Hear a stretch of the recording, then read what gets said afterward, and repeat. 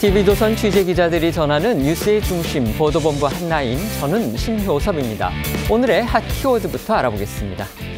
첫 번째 키워드는 전면 부인입니다. 조희대 대법원장은 어제 입장문을 내고 지난 4월 한덕수 전 총리 등과 만나 이재명 대통령 사건을 얘기했다는 여당의 의혹 제기에 대해 해당 사건을 한 전 총리는 물론 외부의 누구와도 논의한 바가 전혀 없다고 했습니다. 조 대법원장은 여당이 거론하는 이 다른 사람들과도 제기되고 있는 의혹과 같은 대화 또는 만남을 가진 적이 없음을 명백히 밝힌다고도 했습니다. 두 번째 키워드는 발빼도 막무가내입니다. 대법원장 의혹을 처음 제기한 유튜브 채널 열린공감TV 측은 어제 뒤로 빠질 생각은 없다면서도 우리가 한 건 보도가 아니었다. 확인되지 않은 썰이고 드라마도 허구라 밝히고 시작하지 않느냐고 했습니다. 이에 대해 뒤늦은 발빼기라는 지적이 나오지만 민주당 정청래 대표는 오늘도 떳떳하면 수사받으라며 이 조 대법원장에 대한 사퇴 압박을 이어갔습니다. 세 번째 키워드는 공천 청탁 구속입니다. 김건희 여사 측에 1억 원대 그림을 건네고 총선 공천 등을 청탁했다는 혐의를 받는 김상민 전 검사가 오늘 새벽 구속됐습니다. 김건희 특검이 김 전 검사의 신병을 확보하면서 윤석열 전 대통령 부부의 공천 개입 의혹 수사에 속도가 붙을 전망입니다. 네 번째 키워드는 숙적의 악수입니다. 이명박 박근혜 전 대통령이 어제 한 언론사 창간 기념식에서 12년 만에 만나 악수했습니다. 이 전 대통령이 박 전 대통령에게 먼저 다가가 가장 멀리서 오셨다며 안부를 물었고 박 전 대통령도 오랜만에 건강한 모습으로 뵙게 돼 반갑다고 화답했습니다. 다섯 번째 키워드는 노동절 공휴일입니다. 김영은 고용노동부 장관이 언론 인터뷰를 통해 내년부터 5월 1일 근로자의 날 공식 명칭을 노동절로 다시 되돌리겠다고 했습니다. 김 장관은 또 내년부터 노동절을 법정 공휴일로 지정하는 걸 추진하겠다고도 했습니다. 마지막 키워드는 스몰컷입니다. 미국 중앙은행인 연방준비제도가 현지 시간 17일 기준금리를 0.25%포인트 내렸습니다.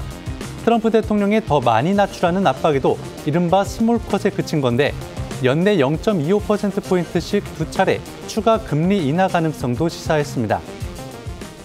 여당이 총공세에 나선 조희대 대법원장 관련 의혹이 새로운 국면으로 접어들었습니다. 의혹을 최초로 제기했던 친여 성향의 유튜브 채널이죠. 열린공감TV가 어제 조 대법원장의 반박 입장문 발표 이후에 스스로 자신들의 보도는 확인되지 않은 의혹 제기 수준, 그들의 표현대로라면 썰이었음을 밝힌 겁니다.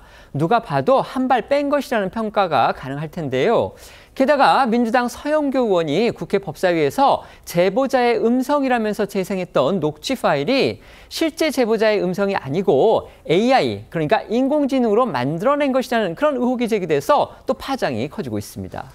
그렇습니다. 어제 저희도 전해드렸지만 최근 민주당은 지난 대선 전인 4월에 이 조희대 대법원장이 한덕수 전 총리 등 윤석열 전 대통령 측 인사들과 비밀리에 회동했고 이 자리에서 조 대법원장이 이재명 대통령의 선거법 사건 처리 방향을 얘기했다는 의혹을 제기했습니다.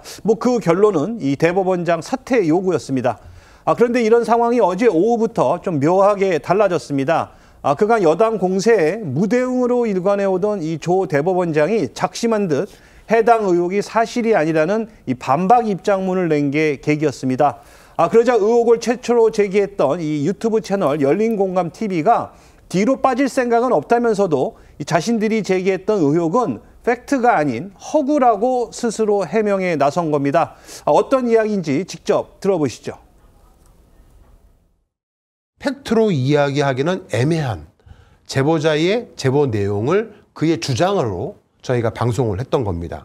그래서 보도의 차원은 아니다라는 말씀을 다시 한번 말씀을 드립니다. 영화 보시면, 드라마 보시면 처음에 아예 이 영화나 이 드라마는 허구다. 예. 팩트가 아니다라고 공개하고 하잖아요. 썰전은 썰일 수밖에 없다는 점 말씀드립니다.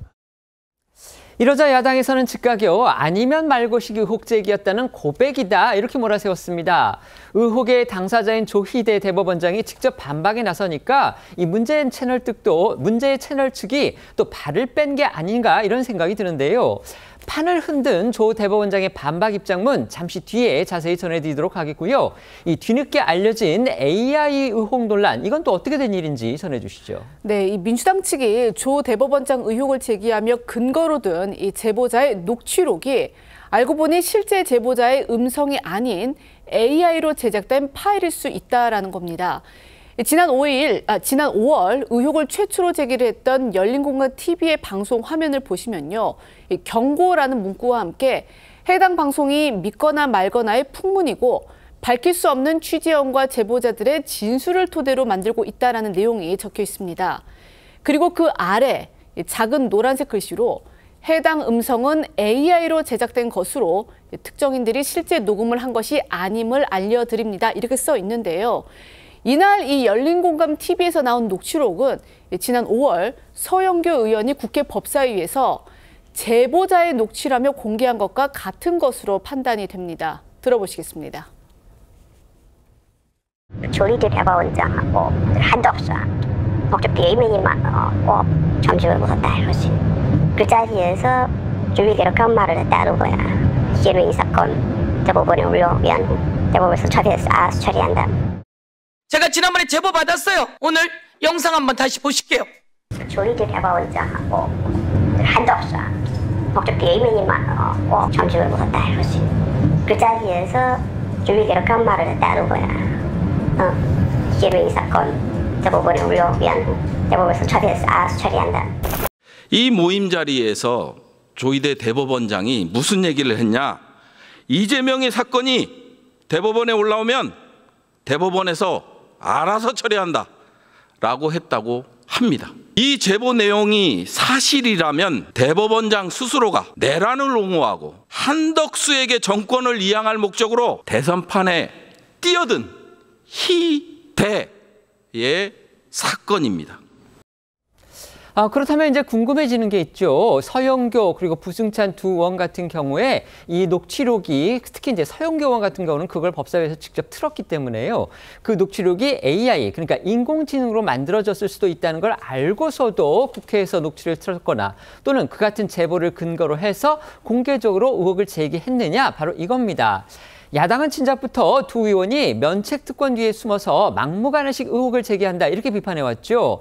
그런데 이 부분에 대해서 과연 두 의원은 또 어떻게 진실을 알고 있는지 해명이 좀 필요하지 않나 하는 그런 생각이 드는 겁니다. 어쨌든 이렇게 판을 뒤바꾼 결정적 계기는요. 어제 조희대 대법원장이 낸 입장문이었습니다. 조 대법원장은요. 형사사건과 관련해서 외부의 누구와도 논의한 적 없다 이러면서 민주당의 의혹을 정면 반박했습니다. 조 대법원장은 지난 12일 열린 전국 법원장 회의 이후 여당의 강도 높은 사퇴 압박에도 무대응을 이어왔습니다. 하지만 민주당의 사설정보지 수준의 의혹 제기로 공세 수위를 높이자 어제는 이례적으로 대법원 법원행정처를 통해 공식 입장문을 발표하며 정면 대응에 나섰습니다. 조 대법원장은 입장문에서 형사사건과 관련해 한 전 총리와는 물론이고 외부의 누구와도 논의한 바가 전혀 없으며 거론된 나머지 사람들과도 제기되고 있는 의혹과 같은 대화 또는 만남을 가진 적이 없음을 명백히 밝힌다고 했습니다. 어제 오후에 당초 알려지기로는요. 조 대법원장이 퇴근길에 이제 언론에 직접 자신의 입장을 밝힐 것으로 그렇게 알려졌었습니다. 그런데 조 대법원장 실제는 법원 행정처를 통해서 입장문을 냈고요. 퇴근길에서는 취재진 질문을 받고서도 다시 침묵을 유지했습니다. 그렇습니다. 말씀하신 대로 이 대법원은 어제 오후 기자단 공지를 통해 이 최근 정치권 등의 의혹 제기에 대해 이 조 대법원장이 오후 6시 퇴청 시 입장을 밝힐 것이라고 전했습니다. 하지만 이 조 대법원장은 입장문 발표로 이를 대신했고요. 퇴근길 취재진들과 만나서도 수고하신다라는 이 짧은 인사말만 남겼는데요. 직접 입장을 밝힐 경우 이 불필요하게 추가 논란을 초래할 수 있다는 이런 판단을 한 것으로 풀이됩니다. 어제 조 대법원장의 퇴근길 모습 잠시 보고 오시죠. 대법원장님, 민주당에선 한덕수 전 총리 등과 만났다는 녹취 증거 있다는데 입장 있으신가요? 정치권에서 사퇴 후보 나오고 있는데 어떤 입장이십니까? 어제 그 문제 회동 참석자로 알려졌었죠. 한덕수 전 국무총리, 정상명 전 검찰총장 등에 이어서 조희대 대법원장까지 의혹을 부인하고 나서면서 이 해당 의혹 속의 인물들은 모두 여당의 주장을 부인한 그런 상황입니다. 하지만 민주당은요, 의혹을 거두지 않고요, 계속해서 사실이라면 이걸 전제로 붙여서 의혹 확산에 나서고 있습니다. 특히 서영교 의원은 오늘 또 이 김어준 유튜브 방송에 출연을 해서 이 해당 의혹의 제보자가 전 정권의 고위직, 민정 라인이며 이 신빙성이 있는 의혹이란 취지의 주장을 이어갔습니다. 하지만 또 이 국민일보와의 통화에선 현재로서는 추가로 공개할 내용은 없고 중요한 것은 대법원이 어떻게 사건 배당 이틀 만에 이 대법관 표결로 파기환송을 시켰는지 그 과정이라면서 조 대법원장과 한 전 총리 등 이 사인의 회동 의혹은 중요한 것이 아니라는 그런 취지의 주장을 하기도 했습니다. 관련해 오늘 계약신당에서는요, 청담동 첼리스트 시즌2를 찍고 있다, 우스운 것을 넘어 기괴하다라는 비판이 나왔습니다. 목소리 들어보시겠습니다. 여당 국회의원들이 또 한 번 음모론 확성기 역할이나 하며 청담동 첼리스트 시즌2를 찍고 있습니다.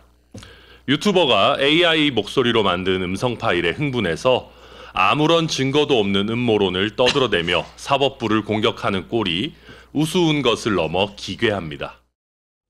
어제 조희대 대법원장의 반박 입장이 나오니까요, 여당에서는요, 이번에는 또 왜 이렇게 쉽게 해명하느냐, 이런 취지로 공세 수위를 높였습니다.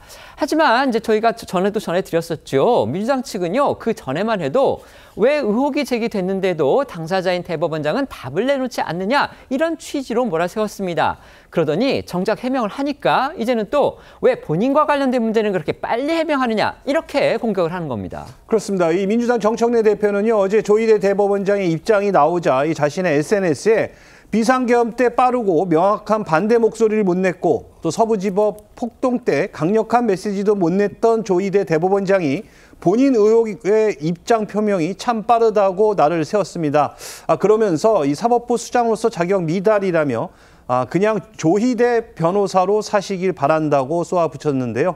오늘도 광주에서 열린 이 민주당 회의에서 이 재차 같은 취지의 비판을 이어갔고요. 이재명 대통령의 선거법 파기환송을 왜 그렇게 빨리 해야 했는지 지금이라도 입장을 밝히라고 요구했습니다. 관련 발언 들어보시죠. 12.3 비상계엄 때, 서부지법 폭동 때 그 무거웠던 조희대 대법원장의 입이 어제 가볍게 풀렸습니다.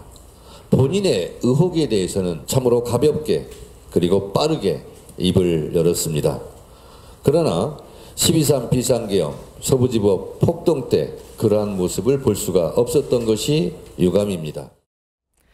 하지만 이런 정 대표의 발언, 그러니까 입장 표명이 빠르다라고 이 한 발언은 조 대법원장의 반박이 나오기 전에 이 민주당 내부에서 입장 표명을 재촉하던 그런 목소리와는 상반된 메시지이기 때문에 이 예상을 벗어난 조 대법원장의 반격에 이 내부에서 메시지가 꼬인 것 아니냐라는 그런 해석도 나오고 있습니다. 실제로 이 민주당 서영교 의원은요, 어제 이 MBC 투데이라는 방송에 출연을 해서 자신이 지난 5월 2일 이 법사위에서 관련 의혹을 질의한 이후에 조희대 대법원장이 아직까지 답을 내놓지 않고 있다면서 이 입장을 밝힐 것을 종용하는 그런 취지로 이야기한 바 있습니다. 국민의힘은요, 집권 여당인 민주당에서 구체적인 근거는 제대로 제시하지 못하면서 의혹만 확대, 재생산하고 있다, 이렇게 공격합니다. 관련해서 주진우 의원의 오늘 주장이 또 눈길을 끌었는데요. 요약하면 의혹의 중심에 선 인물들, 그러니까 당시 대통령 대행이었던 한덕수 전 총리, 또 조희대 대법원장 같은 경우에 삼부 요인이기 때문에 동선 확인이 쉽게 가능한 일이라는 겁니다. 민주당이 이제는 야당이 아니고 집권 여당인 만큼 마음만 먹으면 총리나 대법원장의 동선 관련 기록 얼마든지 들여다볼 수 있을 텐데 민주당도 총리실도 그런 시도를 하지 않고 무작정 사실이라면 이런 전제를 깔고서 공격에만 집중하고 있는 거, 이게 또 사실이긴 합니다. 말씀하신 대로 대통령, 국회의장, 대법원장 등 3부 요인은 깨어있는 시간에는 사실상 24시간 밀착 경호를 받게 됩니다. 특히 한 전 총리의 경우 당시 대통령 권한대행, 그러니까 사실상 국가의 원수 역할을 했기 때문에 의전과 경호가 더 강화된 상태였는데요. 정말 조 대법원장과 만남이 있었다면 기록에 남았을 가능성이 크고 집권당인 민주당이나 현 대통령 경호실 또는 이 총리 경호 담당 부서에서 이런 내부 기록을 확인하는 건 그다지 어렵지 않을 거란 지적이 나옵니다. 관련해 국민의힘 주진우 의원은 오늘 한 라디오 방송에 나와 한 전 총리와 조 대법관이 만났다면 이 경호 인원만 수십 명에 달했을 텐데 동선이 노출되지 않았을 리 없다고 했는데요. 그러면서 합리적인 근거가 있는 제보라면 왜 면책 특권을 벗어난 자리에서 의혹을 제기하지 않는 거냐고 쏘아붙였습니다. 관련해서 주 의원 발언 들어보시죠. 당시 총리는 대통령 권한대행 신분이고 대법원장도 경호권이 발동됩니다. 두 분이서 만나게 되면 그 경호원부터 시작해서 수십 명이 따라가는 거예요. 네. 그 동선이 노출되는 겁니다. 몰래 어디 숨어서 만날 수 있습니까? 얼굴도 알려진 분들인데. 그래서 사실은 청담동 가짜 술자리 의혹, 한동훈 전 대표랑 윤석열 전 대통령에 대해서 당시에 그때 똑같은 의혹이었어요. 그때랑 판박입니다. 명예훼손이나 허위사실 유포에 딱 걸릴 수 있기 때문에 항상 면책특권 뒤에 숨어 있는 거거든요. 상황이 이렇게 전개되고 있는데도요. 민주당은 오늘도 특검까지 거론하면서 공세를 이어갔습니다. 조 대법원장이 당당하다면 특검 조사 받을 수 있는 거 아니냐. 지금 이런 주장입니다. 그렇습니다. 이 전현희 최고위원은 오늘 한 라디오 방송에서 이 조 대법원장이 궁색한 변명과 무책임으로 일관하고 있다며 이 진위 여부를 밝히기 위해 특검 수사가 필요하다는 게 민주당 입장이라고 주장했습니다. 정청래 대표 역시 이 조 대법원장에게 억울하다면 특검에 당당히 출석해 조사를 받고 이 본인의 결백을 증명하라고 몰아붙였습니다. 관련 발언 들어보시죠. 진위 여부를 밝히기 위해서는 특검의 수사가 필요하다. 이것이 현재 민주당의 입장입니다. 어차피 그 증거능력이 없는 건데 수사하더라도 재판 가더라도 그 녹취만 보면. 그건 아니죠. 왜냐하면은 그 녹취록에 나오는 분을 만약 이제 조사를 하면 그것이 진실인지 아닌지 수사를 통해서 드러나는 거지. 하지만 정작 민주당 대변인은 이런 정 대표 발언에 대해 의혹이 제기가 됐으니 수사해야 한다는 취지라면서 내란 특검의 수사 범위에 포함되는지에 대해서 논의할 필요성이 있다면서 수위 조절에 나섰습니다. 민주당 안에서는요, 구체적인 근거가 제시되지 못하는 상황을 두고 우려의 목소리가 나오고 있기도 한데요. 김병기 원내대표는 부승찬 의원이 제기를 한 건 추가 제보가 있는지 없는지 아직 확인되는 게 없다. 이렇게 이제 말을 아끼면서 핵심은 내년 1월 윤석열 피고인의 구속 만료 이전 이 내란 재판이 조속히 마무리돼야 한다는 것이라면서 이번 사태의 프레임 전환을 시도하는 모습을 보였습니다. 국민의힘은 민주당발 특검론에 대해서 전형적인 여론몰이 공작이다 이렇게 비판합니다. 장동혁 대표는 여당 대표가 특검을 향해 대법원장을 수사하라고 수사 지휘를 하고 있다고 비판했습니다. 누군가 제보를 들먹이고 자기들끼리 웅성대기 시작한 뒤 좌표를 찍고 여론몰이 수사가 시작된다며 오히려 진짜 수사가 필요한 건 이 지라시에 의한 공작이라고 했습니다. 송원석 원내대표도 이재명 정부가 사법부까지 장악해 일당 독재를 완성하겠다는 망상에 빠져 있다며 광기 어린 난도질을 멈추라고 직격했습니다. 장 대표 목소리 들어보시죠.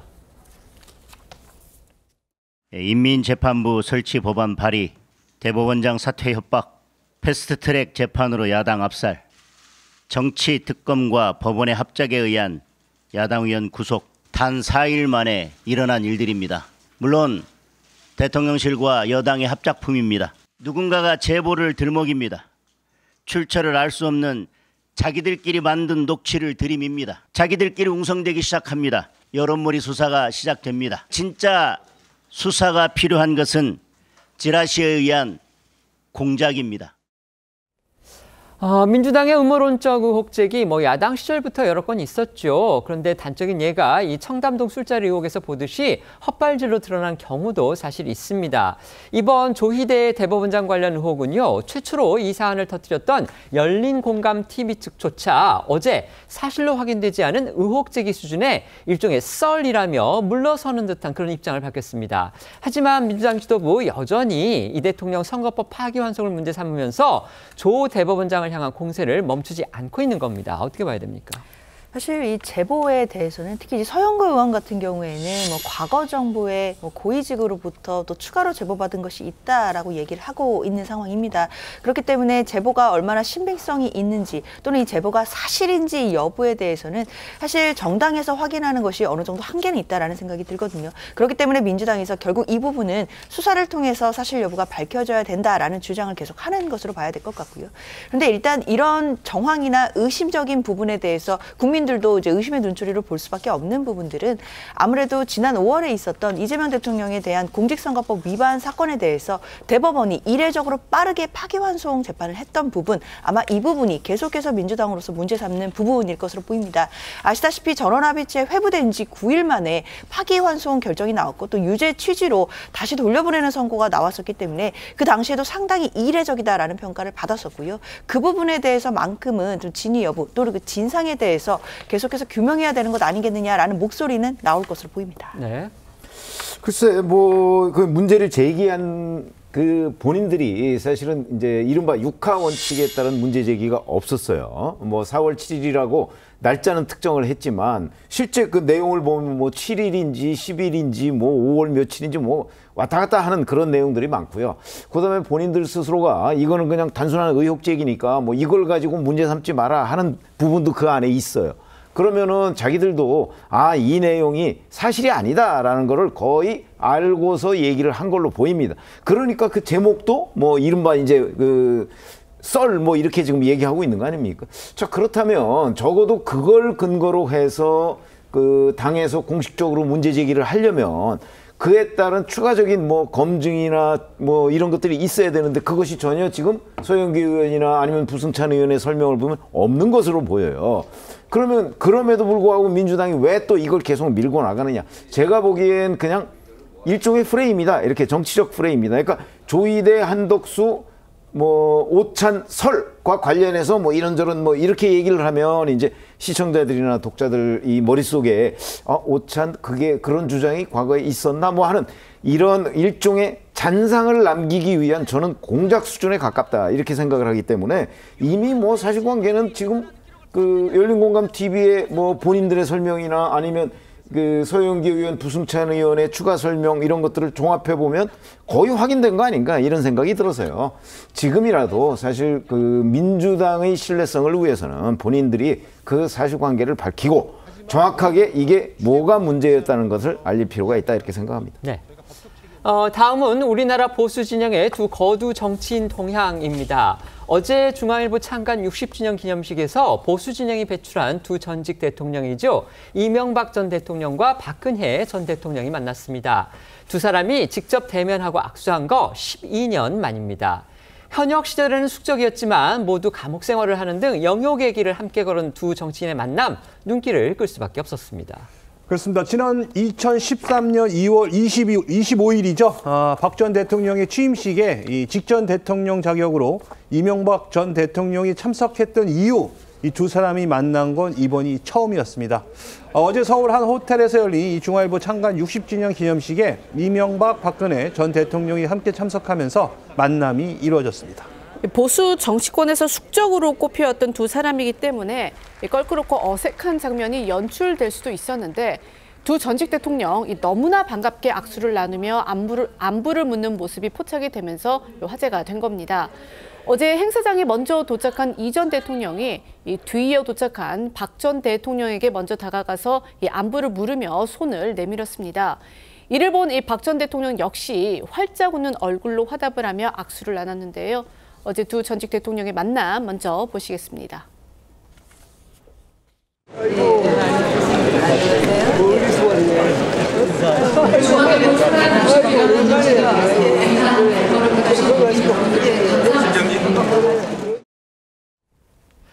인사를 나눈 뒤에도요, 두 사람 주변에는 화기애애한 분위기가 이어졌다고 합니다. 들으신 대로 이 전 대통령은 오늘 참석자 중 박 전 대통령이 가장 먼 곳에서 왔다며 대구 달성군 사저에서부터 차로 4시간가량 이동하는 동안 불편함은 없었는지 챙기는 모습이었고요. 박 전 대통령 역시 오랜만에 건강한 모습으로 뵙게 돼 반갑다고 화답했습니다. 행사가 끝날 때까지 자리를 지킨 두 사람은 마지막까지 서로를 챙긴 것으로 전해졌는데요. 이 전 대통령은 박 전 대통령에게 우리 박근혜 대통령님이라고 부르며 조심히 가세요라며 거듭 손을 건넸고 박 전 대통령도 이 전 대통령의 손을 굳게 맞잡으며 작별 인사를 나눴습니다. 12년 만에 만남에서 연신 화기애애한 이 분위기를 조성한 이 두 전직 대통령은 이 다른 정계 인사들과도 반갑게 안부를 주고받았습니다. 이준석 개혁신당 대표가 이 전 대통령이 야당 소장파인 이 김용태, 김재섭 의원에게 밥을 사줬던 일을 언급하자 이 전 대통령은 웃으며 화이팅하라고 화답했고요. 또 박 전 대통령은 신동민 롯데그룹 회장과 이 천하람 개혁신당 원내대표의 인사를 받곤 소식은 다 듣고 있다며 이 반가움을 표시했습니다. 신동민 롯데그룹 회장 같은 경우는요, 박근혜 정부의 국정농단 사건에 연루가 돼서 업무상 배임 혐의로 집행유예를 받았죠. 그러다가 지난달 광복절 특사를 통해서 특별 사면 복권됐습니다. 어찌 보면 박 전 대통령과는 악연이라면 악연일 수 있는데 어제 저렇게 또 반갑게 인사를 나눴군요. 네, 어제 행사에 이재명 대통령은 직접 참석하지 않고 영상 축하 메시지를 보냈습니다. 대통령실에서는 강훈식 비서실장이 참석을 했는데요. 강 실장의 인사를 받은 이 전 대통령은 수고 많이 하라라는 덕담을, 그리고 박 전 대통령은 사람들이 다 모두가 파란만장했죠라는 말을 한 것으로 전해졌습니다. 또 이 박 전 대통령의 경우 이 조희대 대법원장이 옆에 앉았는데 이 중앙일보 60주년을 언급을 하면서 박 전 대통령이 요즘 사람이라면 환갑잔치를 안 하죠. 한창 일할 나이여서요라고 이 가벼운 농담도 건넨 것으로 알려졌습니다. 강훈식 실장 얘기가 나와서 생각나는데요. 이 이명박 박근혜 두 전직 대통령 모두 지난달 15일 열렸던 이재명 대통령의 취임 축하 행사에 초청을 받고서도 불참했습니다. 강 실장으로서는, 그러니까 대통령실로서는 그 두 전직 대통령에 대해서 나름 서운함 같은 것도 있을 법한데 어제 아마 그런 부분에 대한 대화는 없었나 봅니다. 이명박 박근혜 전 대통령 어제는 저렇게 웃었지만요. 사실 정치적으로 본다면 저희 기자가 말씀드렸던 대로 숙적이다 이렇게 볼 수 있을 정도로 현역 시절에는 정말 격렬하게 충돌했죠. 아시다시피 두 사람은 같은 당의 후보로서 각각 17대와 18대 대통령으로 당선되며 보수 정권 재창출의 주역이 됐습니다. 하지만 그간 같은 보수 진영 내에서도 정치적 숙적이라고 불릴 정도로 앙금이 깊은 사이이기도 합니다. 지난 2007년 17대 대선을 앞두고 국민의힘의 전신인 한나라당 대선 경선에서 두 사람의 악연이 시작됐는데요. 2007년 한나라당의 대선 경선, 말 그대로 혈투라고 불릴 정도로 네거티브가 난무했습니다. 당시 경선에 나선 박 전 대통령 측에선 이명박 전 대통령의 BBK와 다스 문제를 집중 폭로했고, 반대로 이 전 대통령 측에선 박 전 대통령의 사적 인연을 거론하며 공격했습니다. 당시 경선 패배 후 박 전 대통령이 곧바로 승복 연설을 하던 모습은 아름다운 패자의 전형이란 평가를 받기도 했습니다. 하지만 이렇게 또 마무리되는 듯했던 이 두 사람의 갈등은 이 대선 이후에도 계속됐습니다. 이 대선에서 승리한 이 전 대통령 측이 2008년 18대 총선에서 이 친박계 인사들을 공천에서 대거 탈락시켰고요. 이에 반발한 이 친박계 인사들은 이 탈당해서 이 창당한 친박연대에서 이 14명의 당선자가 나오며 갈등의 골이 깊어졌습니다. 이런 상황은 2012년 180도로 또 뒤바뀝니다. 이 19대 총선을 앞두고 또 박 전 대통령이 새누리당 비대위원장으로 이 당권을 잡은 뒤 이번에는 친이계 인사들이 모두 공천에서 배제된 겁니다. 박근혜 전 대통령이 18대 대통령이 된 후에도 이 당시 정부에선 친이계로 꼽히는 전현직 의원이나 인사들이 공직에 거의 등용되지 않았고 당 내에서의 친이계 입지도 자연스럽게 위축됐습니다. 지난 2012년 당선인 신분이던 박근혜 전 대통령과 그리고 이명박 전 대통령의 회동 모습도 잠시 보시겠습니다.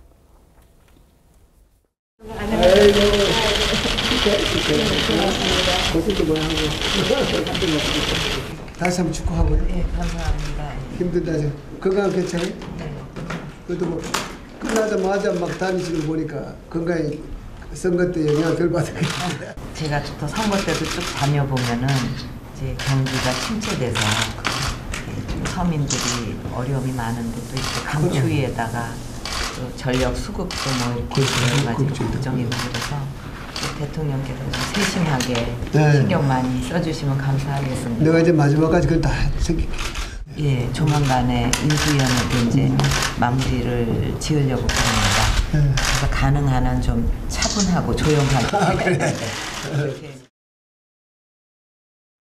이렇게 보수 정권 동안 계파 갈등의 상징과도 같은 장면들이 반복이 됐지만요.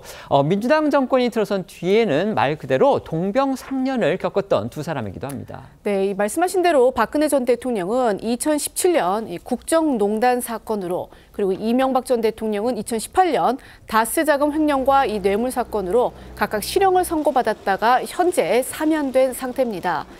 박 전 대통령 측근인 국민의힘 유영하 의원에게 물었더니 이 두 전직 대통령은 서로가 참석한다는 것은 사전에 알고 있었다고 합니다. 그러니까 만약 불편함이 있었다면 불참을 했을 텐데 참석을 해서 마지막까지 이 자리를 지킨 것으로 봐선 실제로 12년간의 앙금이 어느 정도 해소됐다 이런 해석도 가능해 보입니다. 이런 배경엔 계엄 사태 이후 보수 진영 상황에 대한 위기감이 컸고 두 사람이 화해하고 통합하는 모습을 보여주는 게 보수 진영 전체에 도움이 된다고 판단했기 때문인 것으로 보입니다. 다만 행사장에 사람들이 많이 왔고 인사를 나누려는 사람들도 많아서 뭔가 대화가 더 이어질 수 있는 상황은 아니었다고 합니다. 정말 정치적인 숙적으로, 그러니까 현역 시절에는 그렇습니다. 꼽혀왔던 이명박, 박근혜, 이명박 전 대통령 어제 한 언론사의 창간기념 행사에 만나서 12년 만에 만났습니다. 또 악수를 나누는 모습, 또 저렇게 화기애애하게 대화 나누는 모습도 공개가 됐습니다. 뭐 어떻게 보면 세월이 좀 무상하다 이런 생각도 들긴 합니다만 어떻게 보셨습니까? 아니 이제 시간이 많이 흘렀고요. 그렇죠? 사실 2007년에 저런 장면들은 아시다시피 그거는 정치 세력으로서의 이명박계, 그다음에 박근혜계, 친박계가 다 살아 있을 때의 경쟁 관계였거든요. 지금은 그로부터 이제 각각 이제 대통령으로서의 직무를 마치고 지금 이제 어찌 보면 야인으로서 있으니까 뭐 정치 세력으로서의 MB계나 아니면 친박계는 살아 있지 않습니다. 그런 점에서 본다면 저는 오히려 그동안에 뭐 특별한 계기를 만들어서 모임을 주선하거나 한 게 없었을 뿐이지 저는 정치적 앙금은 정치 세력이 이 전면에서 사라짐으로써 어느 정도 해소가 됐다 이렇게 보기 때문에 저는 오히려 뭐 몇 년이냐 뭐 하는 거는 이제 기자들 얘기고 제가 보기에 오히려 두 사람 간의 개인적 감정 같은 거는 지금 남아있을 것 같지가 않습니다. 그런 점에서 본다면 저렇게 하는 것이 오히려 자연스러운 모습이다 이렇게 판단이 됩니다. 네. 뭐 12년 만에 만나서 뭐 밝게 웃는 얼굴로 악수하는 모습을 보니까 그동안에 뭐 정치적으로 앙금이 있었던 부분들은 어느 정도 해소가 됐다라는 생각도 들기는 합니다. 다만 아쉬운 부분은 저렇게 두 전직 대통령의 악수하는 장면이 사실 지난달에 있었던 이재명 대통령의 국민 임명식이 있었거든요. 사실 거기에 두 전직 대통령을 초청했지만 뭐 건강상의 이유 등으로 이제 참석을 하지 않았었는데 그 자리에서 함께 악수하는 모습을 보여줬더라면 국민들 보시기에 사실상 뭔가 통합이라든지 국민 통합의 메시지가 될 수 있지 않았을까라는 측면에서는 아쉬움이 좀 남습니다. 네. 이제 특검 수사 상황도 짚어보겠습니다. 먼저 속보부터 하나 전해드리겠는데요. 방금 들어온 속보입니다. 어제 통일교회 총재인 한학자 총재가 김건희 특검의 소환을 당해서 뭐 형식으로는 자진 출석이었지만 그동안에 여러 차례 소환에 불응했기 때문에 어쨌든지 간에 이제 뭐 출석을 해서 어제 조사를 받았는데요. 소환 조사 받고 하루 만에요. 오늘 김건희 특검 측이 한학자 총재에 대해서 구속영장을 청구를 했습니다. 지금 다시 한번 말씀을 드리겠습니다. 방금 들어온 속보입니다. 김건희 특검이 한학자 통일교 총재에 대해서 구속영장을 청구를 했습니다. 이 소식은 저희가 조금 뒤에 자세히 전해드리도록 하겠고요. 그다음에 어제 있었던 구속 소식부터 먼저 전해드리도록 하겠습니다. 인사청탁의 대가로 김건희 여사 측에 1억 원이 넘는 화백의 그림을 건넨 혐의를 받고 있는 김상민 전 검사가 오늘 새벽에 구속됐습니다. 법원이 혐의가 소명됐다고 본 건데요. 그 파장이 김건희 여사는 물론이고요. 윤석열 전 대통령에게까지 미칠 것으로 보입니다. 특검은 윤 전 대통령과 김 여사의 공범 관계를 입증을 해서 특가법상 뇌물 혐의를 적용한다 이런 방침입니다. 그렇습니다. 일단 김상민 전 검사는 1억 원이 넘는 이유한 화백의 그림을 구매해 김건희 여사 친오빠에게 건넸다는 의혹을 받고 있는데요. 특검은 앞서 이 김 여사 친오빠의 장모집을 압수수색하는 과정에서 이 해당 그림을 확보했고요. 김 전 검사가 김 여사에게 지난해 총선 공천 등을 청탁한 대가성으로 보고 이 청탁금지법 위반 혐의를 물어 김 전 검사 구속이 필요하다고 강조했습니다. 김 전 검사는 줄곧 김 여사 오빠의 부탁을 받고 또 김 여사 오빠가 돈을 줘서 그 돈으로 그림을 대신 사줬다, 이런 주장을 해왔습니다. 어제 열린 영장심사에서도 같은 입장을 고수했다고 하지만요, 특검은 이를 반박할 증거를 확보해서 제시했다고 합니다. 네, 말씀하신 대로 이 김 전 검사 측은 대리 구매였다, 그리고 공천 청탁도 없었다라며 이 혐의를 전면 부인했습니다. 하지만 특검은 김 전 검사에게 이 법인카드와 차량 등을 제공한 의혹을 받는 이 코인업자들을 조사를 하면서 김 전 검사가 주변 도박 사이트 운영자들로부터 받은 돈으로 이후한 화백 그림을 샀다는 이야기를 했다는 그런 취지의 진술을 확보를 했습니다.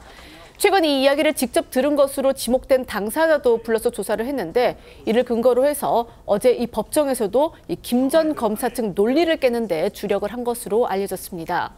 또 어제 법정에서는 이 해당 그림의 위작 여부를 두고도 공방이 벌어졌습니다.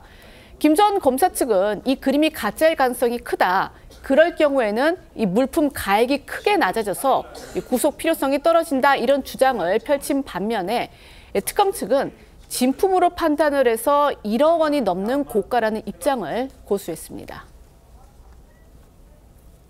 제가 사서 제가 소유했던 그림이 아니고 김진우 씨의 요청으로 제가 그림을 중개했을 뿐입니다. 저는 그 자금 출처에 대해서는 잘 알지 못하고 김진우 씨로부터 받은 자금이라는 말씀만 드리고 싶습니다.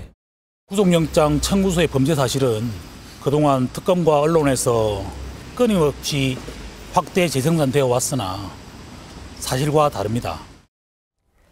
특검이 김건희 여사가 김 전 검사의 청탁을 받고서 그림을 받았다, 이렇게 특정을 했고요. 법원도 이 부분에 대해서 이 범죄 혐의의 소명을 인정을 했기 때문에 이제 수사는 김 여사를 향해서 속도를 낼 것으로 보입니다.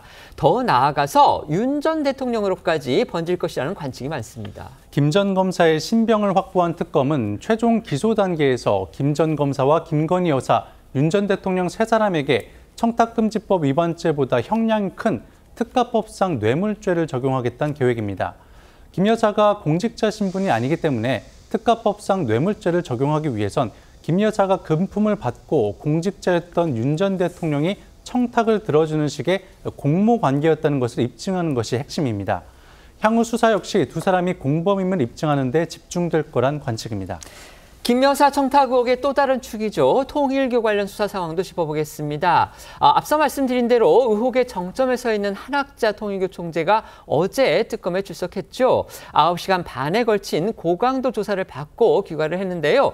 조금 전 특검이 한 총재에 대한 구속영장을 청구했다는 소식이 들어왔습니다.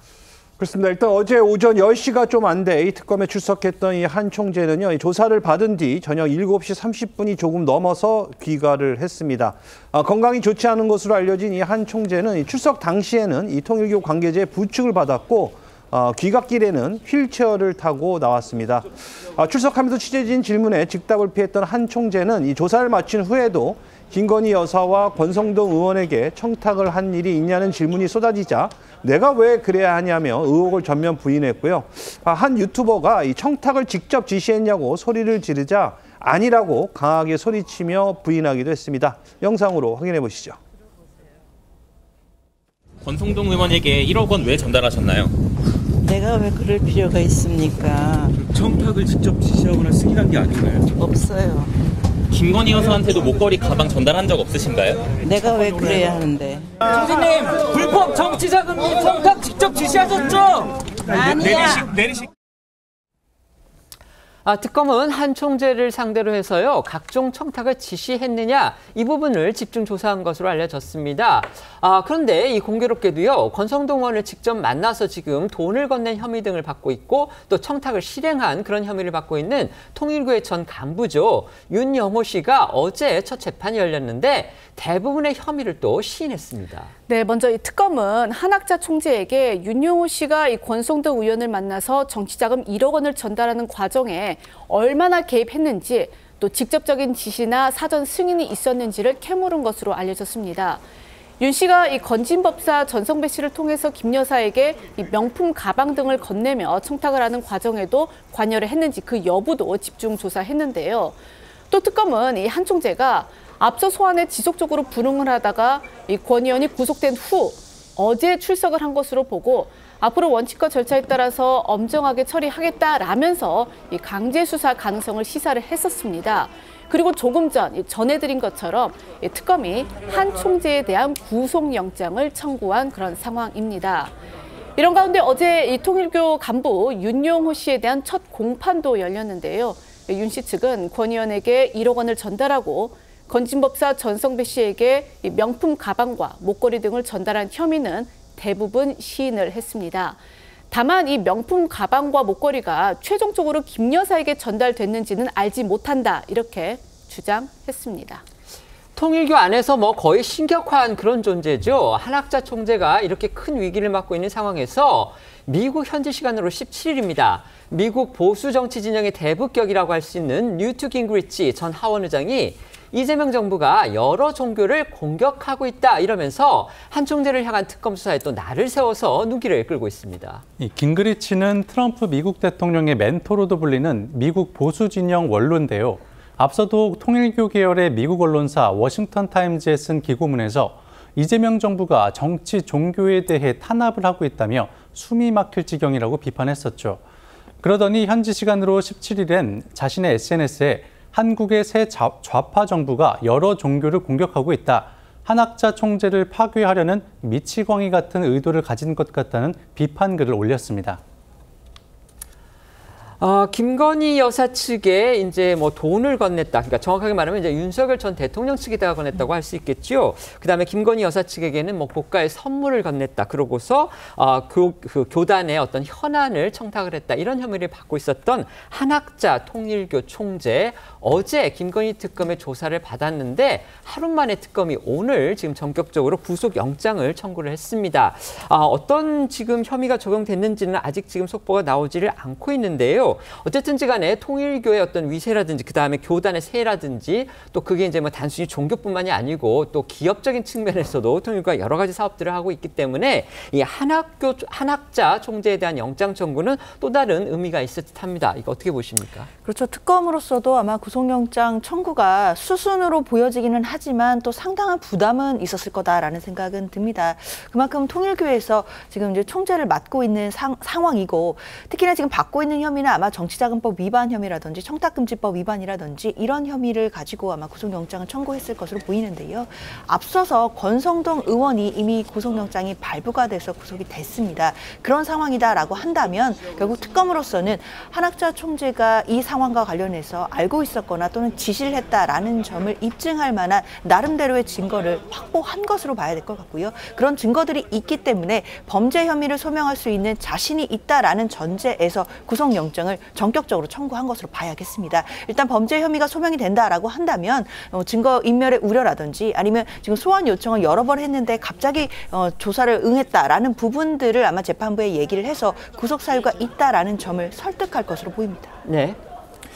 근데 이제 윤용호 씨 이제 전 본부장이죠. 네. 사실은 구체적으로 이 부분에 관해서 본인이 이제 진술을 했잖아요. 네. 근데 그 내용을 가지고서 사실은 권성동 의원도 이제 구속이 된 것이고 지금 한학자 총재에 대한 구속영장도 그래서 그걸 바탕으로 해서 저는 청구가 된 것으로 보입니다. 그런데 윤용호 씨의 진술이 비교적 상세하다라는 점에서 본다면 한학자 총재도 구속영장을 피해가기가 현실적으로 쉽지 않은 것 아니냐 하는데 다만 이제 영장에 대한 발부는 뭐 증거가 다 이렇게 수집이 됐더라도 뭐 영장 발부는 또 안 하는 경우도 있기 때문에 발부가 될지 여부는 좀 지켜봐야 되겠다 이렇게 판단이 됩니다. 알겠습니다. 다음 코너 이어가기 전에요. 지금 기분 좋은 소식이 들어와서 속보로 좀 전해드리겠습니다. 지금 뭐 우리 국민한테 많은 그 관심을 받고 있는 인물 바로 손흥민 선수죠. 손흥민 선수가 우리 시각으로 오늘 미 프로축구에서 지금 솔트레이크 팀하고요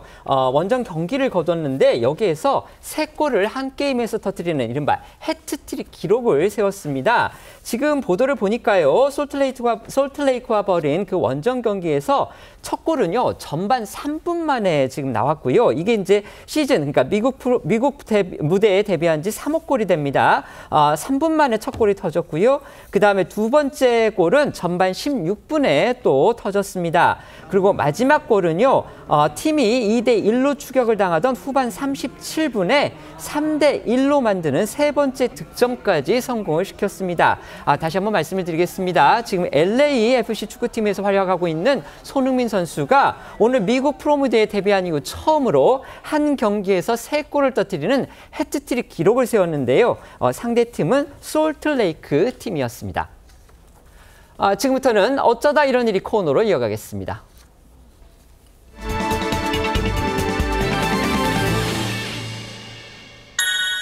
첫 번째는 서른잔치입니다. 아시아 최대의 영화 축제죠. 부산국제영화제가 어제 막을 올렸습니다. 특히 올해는 30주년을 맞아서 그동안 비경쟁 영화제를 표방해왔던 것과 달리 처음으로 경쟁 부문을 도입을 했습니다. 여러 면에서 크고 작은 변화가 많습니다. 네, 올해 30주년을 맞은 부산국제영화제가 어제 오후 6시 부산 영화의 전당에서 열린 개막식을 시작으로 해서 이 열흘간의 여정에 돌입했습니다.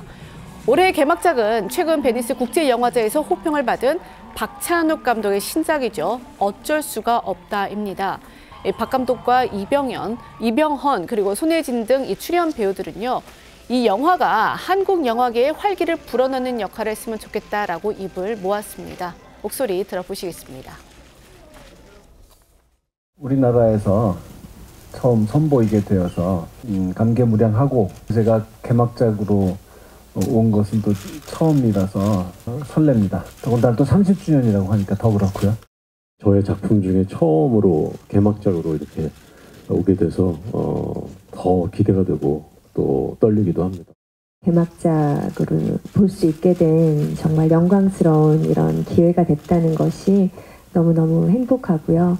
오늘 정말 처음으로 이제 일반 관객분들과 함께 보게 돼서 너무너무 설레이고 오늘을 평생 잊지 못할 것 같습니다. 올해 또 이 개막식 3회는요, 이 오징어 게임 또 K-팝 데몬 헌터스의 주역으로 이 글로벌 스타로 떠오른 이병헌 씨가 맡았습니다. 이 남자 배우가 개막식을 단독 진행한 건 또 이번이 처음인데요. 본인도 올해 배우 활동 30년을 맞은 이병헌은 개막식에서 영화제에 처음 왔을 때 이 객석에서 나도 언젠가 저 무대에 오를 수 있을까 이렇게 상상을 했었는데 지금 이 무대에 서 있다며 시간은 우리를 많이 바꿔놓지만 이 영화만큼은 변함없는 설렘과 새로운 시작을 가져다 준다고 말했습니다. 앞서 말씀드린 것처럼요. 올해 30주년을 맞은 부산국제영화제 가장 큰 변화는 경쟁영화제로의 전환입니다. 그러니까 시상식이 벌어지는 거죠. 이를 계기로 해서 또 외연이 크게 넓어졌다고 합니다. 올해 부산국제영화제 공식 상영작은 총 64개국 241편으로 지난해보다 17편 늘어났고요. 연계 프로그램에서 상영하는 작품들까지 포함하면 총 328편이 상영됩니다. 30년 역사상 처음으로 도입한 공식 경쟁 부문 시상은 아시아를 대표하는 14편의 영화를 후보로 26일 폐막식에서 대상, 감독상, 심사위원 특별상, 배우상, 예술공헌상 부문에서 부산 어워드를 시상합니다. 올해 부산국제영화제의 경쟁 부문 심사위원장은 이 영화 곡성 그리고 추격자로 유명한 나홍진 감독이 위촉됐습니다. 심사는 홍콩 배우 양가희와 이 한국 배우 한효주, 배우 겸 감독 난디타 다스 등 7명이 맡습니다. 올해는 좀처럼 만나기 힘들었던 영화계의 거장들 그리고 스타 감독들, 영화 배우 부산을 많이 찾아서 자리를 빛냈습니다. 그렇습니다. 올해로 이 80세가 된 이탈리아의 거장이죠. 바로 이 마르코 벨로키오 감독은 생애 첫 아시아 영화제 방문지로 이 부산을 택했고요. 이 밖에도 2024년 칸과 오스카 대상을 동시에 휩쓴 그 션 베이커 감독과 또 헐리우드 배우 밀라 요보비치, 또 아시아의 거장 감독인 지아장커, 두기봉, 또 이창동 감독도 방문의 자리를 빛냈습니다. 그리고 또 이 넷플릭스 역대 흥행 콘텐츠 1위인 이 역사를 좀 새로 쓰고 있는 이 애니메이션 K-팝 데몬 헌터스의 매기강 감독도 부산을 찾았습니다. 이번 부산국제영화제는 30회를 맞아서 특별 기획 프로그램도 대거 늘었습니다. K-팝 데몬 헌터스의 싱어롱 상영이 국내 처음으로 이뤄지고요. 감독과 배우가 관객과 함께 창작 경험을 나누는 마스터 클래스와 야외 토크 등 이 평소 보고 싶었던 배우와 감독을 만나는 행사도 열립니다. 두 번째는 한라산의 둥지입니다. 멸종위기 야생생물 1급이고 또 대형 맹금류죠. 이 검독수리의 번식둥지의 실체가 무려 77년 만에 제주 한라산에서 확인됐습니다. 네, 지난해 7월 제주도의 제주 야생동물구조센터 직원이 한라산 북쪽 인근에서 1살 미만으로 추정되는 어린 검독수리를 한 마리를 구조를 했습니다. 그 이후 이 지역 주민의 목격담을 토대로 해서 이 실태 조사가 시작이 됐는데요. 그 결과 이 국립생태원은 제주도 한라산 북쪽 지대의 약 90m 높이 절벽의 이 3분의 1 지점에서 지름 약 2m, 높이 약 1.5m 크기의 검독수리 둥지를 발견했다고 밝혔습니다. 이 관련 목소리 들어보시겠습니다. 국내에 정말 그 검독수리 번식지가 있을까 하는 마음으로 찾아 나선 게 한 15년 정도 전부터인데요. 찾은 순간 매우 신기하고 또 그동안의 노력이 헛된 것이 아니었구나 하는 생각이 들었습니다. 국립생태원은 이 한라산을 관리하는 이 제주특별자치도 세계유산본부의 허가를 받아서요. 지난 4월부터 최근까지 이 서식지를 탐색해 둥지를 찾아냈습니다. 연구진은 지난 5월 이 둥지에서요. 이 검독소리 한 쌍과 또 새끼 한 마리가 있는 모습을 약 200m 떨어진 지점에서 이 망원 카메라로 촬영하는 데 성공했습니다. 암수 모두 최소 6년생 이상으로 추정됐는데요. 올해 7월 조사에서는 이 검독소리 가족이 둥지를 떠난 것으로 확인됐습니다. 검독수리가 번식한 둥지 그리고 새끼까지 함께 발견된 건요. 1948년에 이 미군의 육군 장교가 경기도 예봉산에서 발견한 이후에 77년 만입니다. 이전에 반죽됐던 이 검독수리는요. 북쪽에서 번식을 하고서 겨울에만 한반도로 내려오는 그런 철새로 알려졌었는데 그만큼 한국의 털을 잡은 턱새 검독수리를 발견했다는 점에서 이번 발견이 의미가 큽니다. 네, 국립생태원 관계자는 그동안 우리나라에서도 검독수리가 발견된 적이 있지만 보통 러시아 등에서 월동을 위해 찾아온 철새였는데 이번에 둥지와 함께 발견된 검독수리는 옛날부터 우리 조상들과 함께 살았던 텃새라는 점에서 의미가 깊다고 밝혔습니다. 검독수리는 넓은 구역에 여러 둥지를 놓고 활용하지만 번식지는 잘 바꾸지 않는 것으로 알려졌는데요. 국립생태원은 앞으로도 검독수리가 이번에 발견된 둥지에서 번식할 것으로 예상한다고 밝혔고요. 이번 검독수리 번식 둥지 발견을 계기로 제주도 등 유관기관들과 협업해 서식지 보전을 강화하는 한편 번식 상황을 지속적으로 관측하고 기원 연구를 추진할 계획이라고 설명했습니다. 이어서 사회 이슈 짚어보겠습니다. 최근 국민 대다수가 이용하는 휴대전화 또는 이 신용카드를 해킹하는 범죄가 기승을 부리면서 국민 불안감이 커지고 있는데요. 약 960만 명의 가입자를 보유하고 있는 이 롯데카드가 해킹 피해를 입은 것으로 알려져서 이용객들 놀라게 했었죠. 방금 전에 롯데카드 대표가 직접 이 실태를 얘기를 하고 대국민 사과를 했는데요. 그 내용이 지금 충격적입니다. 무려 297만 명, 거의 300만 명에 가까운 고객의 정보가 유출이 된 것으로 롯데카드 측이 밝혔습니다. 그리고 또 유출된 정보가 그것만 갖고 있으면 온라인에서 얼마든지 결제가 가능할 수 있는 그런 아주 민감한 정보들이어서 파장이 만만치 않을 것으로 보입니다. 그 내용 소개해 주시죠. 네, 조금 전 조좌진 롯데카드 대표이사가 대국민 사과를 했습니다. 이 조 대표이사는 먼저 최근 발생한 사이버 침해 사고로 큰 불안과 심려를 끼쳐 진심으로 죄송하다며 고개 숙여 사과했습니다. 이어 이번 해킹 사고로 297만 명의 회원 정보가 유출됐다 이렇게 밝혔는데 이 롯데카드 회원이 960만 명이거든요. 여기 한 3분의 1이 조금 넘는 수준인 297만 명의 회원 정보가 유출이 됐습니다. 이 중 유출된 이 고객 정보가 이 카드 부정 사용으로 이어질 가능성이 있는 그런 고객은 총 28만 명으로 확인됐다고 밝혔습니다. 일단 피해가 발생할 시 여기에서 이제 그 롯데카드가 할 수 있는 것은 피해액 전액을 보상을 하겠다라고 밝혔고요. 또 이 고객 정보가 유출된 고객 전원에게 연말까지 금액과 관계없이 이 무이자 10개월 할부 서비스를 무료로 제공하겠다고 했습니다. 이번 사태로 인한 이 데이터 유출 규모 200GB 수준으로 파악이 됐습니다. 이는 약 보름 전 롯데카드가 이 금감원에 신고를 하면서 추산을 했던 1.7GB의 100배가 넘는 수치입니다. 지난 4월 이 SK텔레콤에서 유출된 개인정보가 이 9.82GB였다는 점을 감안하면 그때보다도 20배나 많은 데이터가 유출이 된 겁니다.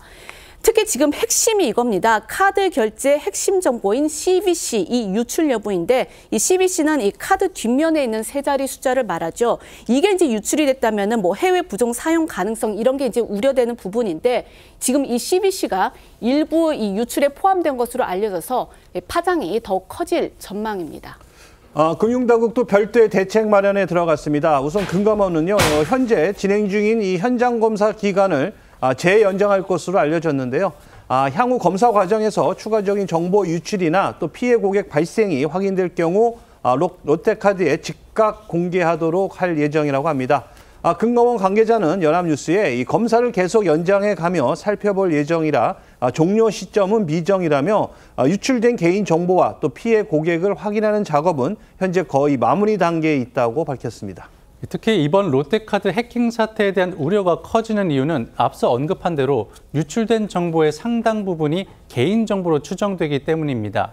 이 중에는 앞서도 말씀드렸지만 카드 결제의 핵심 정보인 카드 뒷면 세 자리 숫자, 또 온라인 결제 등에서 필수적으로 입력해야 하는 일종의 비밀번호 키죠. 카드 뒷면의 CVC 넘버도 일부 포함된 걸로 알려져 파장이 커지고 있습니다.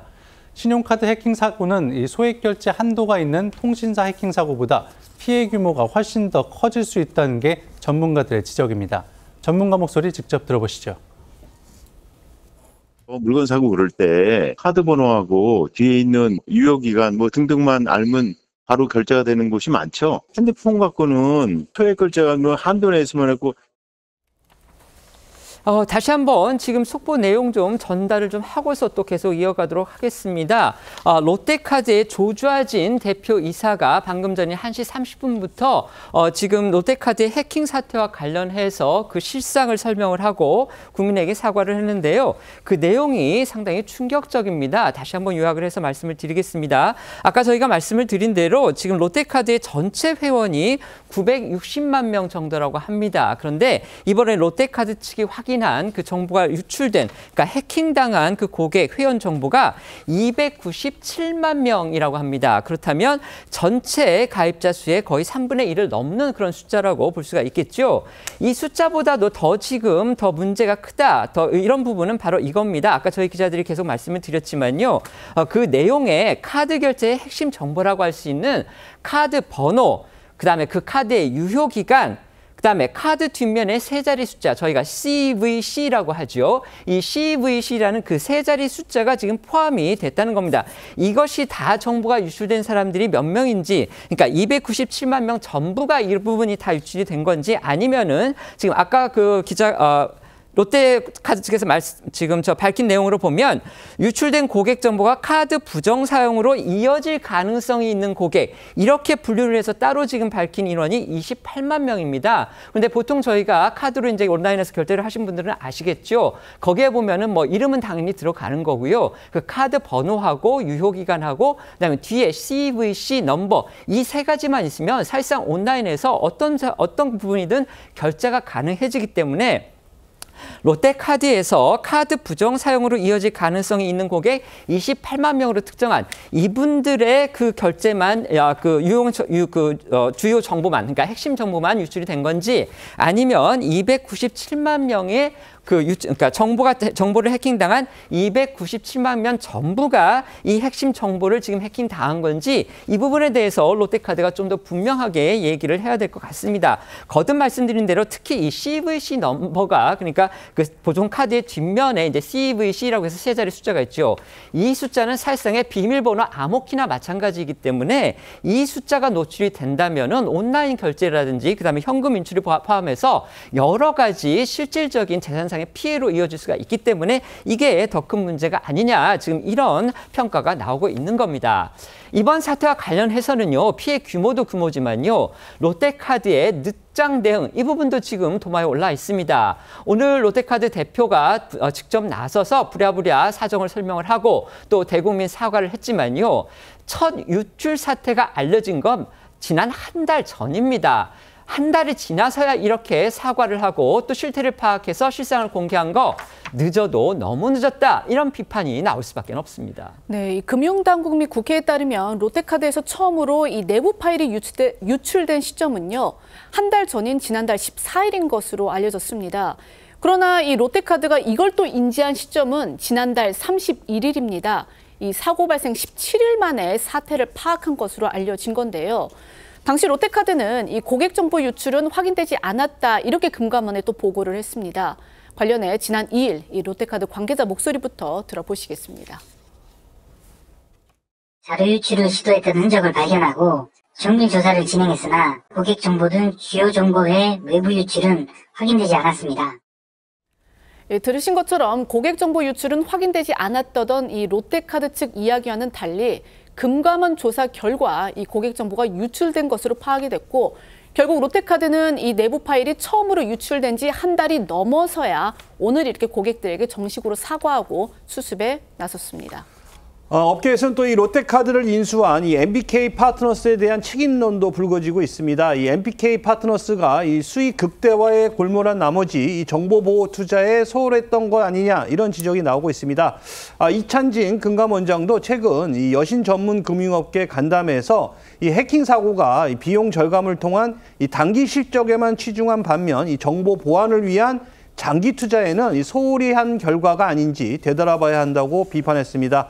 이를 두고 사실상 롯데카드와 MBK 파트너스를 겨냥한 발언이라는 해석이 나왔습니다. 이번 롯데카드 개인정보 유출 사태가 확정이 되면요, 이제 롯데카드에 대한 최고 수위의 제재가 불가피할 것이다. 지금 이런 전망 나오고 있는데요. 지금 방금 전에 들어온 또 속보를 지금 전해드리겠습니다. 이 속보에 따르면은요, 297만 명의 회원 정보가 유출됐다. 아까 저희가 그렇게 말씀을 드렸는데 구체적인 내용으로요, 연계 정보 CI라는 게 있다고 하고요. 그다음에 주민등록번호, 그다음에 가상 결제 코드, 내부 식별 번호. 간편 결제 서비스 종류 이런 내용들이 297만 명의 정보가 유출이 됐다고 합니다. 그리고 아까 저희가 이제 핵심 정보 유출과 관련해서 좀 걱정된다는 말씀을 드렸는데 롯데카드 대표에 따르면은요, 아까 저희가 말씀드렸던 핵심 정보, 그러니까 카드 번호, 유효 기간, 그다음에 CVC 번호 이게 유출된 사람은 28만 명. 그러니까 아까 저희가 말씀드렸듯이 이 고객 정보로서 카드를 부정 사용할 그런 가능성이 있는 부분을 말씀을 드렸는데 그 부분은 28만 명으로 지금 확인이 된 것으로 롯데카드 대표가 지금 발표를 했습니다.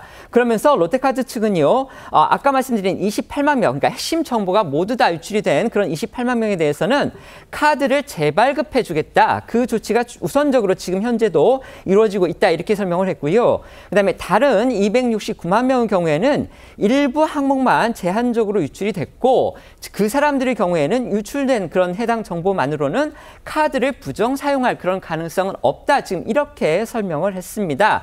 따라서 어쨌든지 간에 지금 롯데카드에서 어떤 부분, 그러니까 자신의 그 카드 정보 내용 중에서 어떤 부분이 유출됐는지 이 부분은 그 활용자, 그러니까 롯데카드를 보유하고 있는 분들이 롯데카드 홈페이지를 들어가시면 그 정보 조회가 가능하다고 합니다. 다시 한번 말씀드리겠습니다.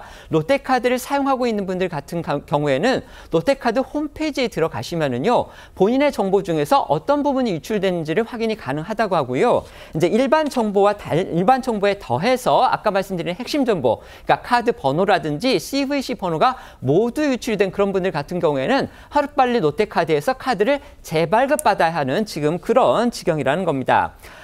롯데카드와 관련해서 지금 여신금융 전문업계 시행령에 따르면 롯데카드는 상당히 강한 그런 또 제재를 받게 되는데요. 그 내용도 소개해 주시죠. 네, 현행 여신전문금융업법 시행령에 따르면 신용카드 업자가 개인정보 유출 등 신용질서를 어지럽히거나 소비자 보호에 미흡할 경우 최대 영업정지 6개월의 제재를 받을 수 있습니다.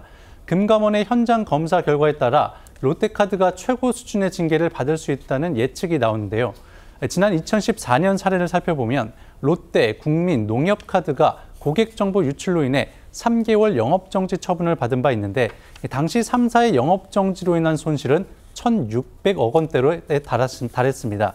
이번 사태에 별도의 과징금도 수백억 원으로 예상되는데 영업정지까지 감안하면 막대한 손실이 불가피할 거란 전망이 나옵니다. 저희 기자가 방금 말씀드린 대로요. 지금 롯데카드의 경우에는 뭐 과징뿐만이 아니고요. 피해에 관련해서 전액 보상 방침까지 또 밝혔습니다. 그러니까 조 대표 같은 경우요. 이번 사고로 발생한 피해는 롯데카드가 책임을 지고서 피해액 전액을 보상을 하겠다. 그리고 2차 피해도 연관성이 확인이 된다면 전액 보상하겠다. 지금 이렇게 얘기를 했습니다. 그리고 앞서 저희 기자가 말씀드렸던 대로 고객 정보가 유출된 고객 전원에게 연말까지 결제 금액과 관계없이 무이자 10개월 할부 서비스를 무료로 제공하겠다. 지금 이렇게 밝힌 상황이기 때문에 롯데카드를 보유하고 계신 분들은요. 롯데카드 홈페이지에 들어가서 본인의 정보가 어떤 부분이 유출이 됐는지 그리고 실제 지금 결제라든지 무단 결제 같은 그런 피해가 발생이 됐는지 빨리 확인을 하셔야 될 것 같습니다. 이런 가운데서 롯데카드보다 앞서서 해킹 피해가 알려졌던 KT의 불법 소액 결제 사건 피의자 2명이 경찰에 붙잡혔습니다. 40대 중국 국적의 남성들이었는데요. 이 사람들 승합차에 소형 기지국 장비를 싣고 다니면서 이용자들의 휴대전화를 해킹해서 범행을 저지른 것으로 알려졌습니다. 네, 경찰은 그제 오후 이 중국에서 한국으로 입국한 40대 중국인 A씨를 인천공항에서 검거했습니다. A씨는 저희가 이제 전해드린 대로 이 불법 소형 기지국 펨토셀을 차에 가지고 이동을 하면서 이 주변 네트워크를 가로채는 방식의 범행을 저지른 것으로 알려졌습니다. 검거된 이후 경찰의 범행 사실을 인정한 것으로 확인이 됐는데요. 또 A씨가 이 부정 결제를 통해 얻은 상품권을 현금으로 바꾼 또 다른 40대 중국인 남성 B씨도 같은 날 오후 서울 영등포에서 검거가 됐습니다. 피의자들은 오늘 오전 영장 실질 심사를 받았는데요. 이 법원으로 들어가는 과정에서 개인정보 탈취 경위를 묻는 취재진의 질문에 시키는 대로 했다라고 답했습니다. 주범이 따로 있을 가능성이 점쳐지는 그런 상황입니다. 지금 저희가 계속 전해드리고 있는 대로요. 롯데카드 960만 명의 그 사용자를 보유하고 있는 롯데카드에서 오늘 해킹 상황을 발표를 했는데요. 지금 290만 명이 넘는 분들의 고객 정보가 유출이 됐고요. 그중에서도 28만 명 같은 경우에는 당장 온라인에서 결제하는 데 사용될 수 있는 핵심 정보가 유출이 됐다. 지금 이렇게 발표를 했습니다. 숫자가 어마어마합니다. 어떻게 보십니까? 그렇죠. 처음에 신고했던 것보다 무려 100배 이상의 그 고객 정보가 유출이 됐다 하는 것이고요. 자, 그러면 지금 롯데카드가 발표한 저 내용을 과연 우리가 또 어디까지 이제 검증하느냐 하는 문제도 남아 있을 것이고, 당장 시급한 부분은 이제 그 부정 사용 가능성 있는 부분이잖아요. 네. 보상으로만 해결될 거는 아닌 것 같아요. 네. 그래서 사실은 지금 해킹 기술이나 이런 것들이 나날이 발전해가고 있는 데 비해서 기업들이나 관공서 같은 곳이 이 해킹을 막을 여러 가지의 그 어떤 장치, 제도 뭐 이런 것들이 좀 미흡한 부분이 있잖아요. 네. 그래서 이번 일을 계기로 정말 그 보안 분야에 대한 투자 뭐 이런 것들을 과감하게 하지 않으면 제2, 제3의 사태가 벌어질 것 같아서 이 부분에 대한 대비를 충분히 해야 된다 이렇게 말씀을 드리겠습니다. 네. 한국이 뭐 IT 강국이라고 합니다. 그런데 개인정보를 가장 철저하게 막아야 될 지금 그런 회사들, 가령 휴대전화 회사라든지 그다음에 카드 정보 회사에서 이렇게 해킹 사태가 벌어지니까 이용자 입장에서는 정말 불안이 클 수밖에 없거든요. 그렇죠. 롯데카드만의 문제는 아닐 겁니다. 다른 신용카드 회사들도 그러면 얼마나 보안이나 이런 부분에 투자를 하고 있는지도 좀 들여다봐야 될 문제라고 보이고요. 정부에서 좀 나서야 되지 않나라는 생각이 듭니다. 통신사뿐만 아니라 신용카드에서도 계속 이런 해킹 범죄가 계속해서 일어난다라고 한다면 국민들 입장에선 불안할 수밖에 없고요. 제도적 차원에서 기업들이 이 보안 관련된 투자를 더 할 수 있도록 정부가 좀 더 유인해야 될 것 같고요. 그리고 그렇게 하지 않았을 경우에는 확실하게 징벌적 배상이라든지 여러 제도를 좀 검토하고 고려해야 되는 것 아닌가 생각됩니다. 네. 저희는 1분 뒤에 다시 돌아오겠습니다. 오늘 준비한 소식은 여기까지입니다. 저희는 내일 오후 1시에 더 핫한 소식으로 찾아뵙겠습니다. 시청해 주셔서 고맙습니다.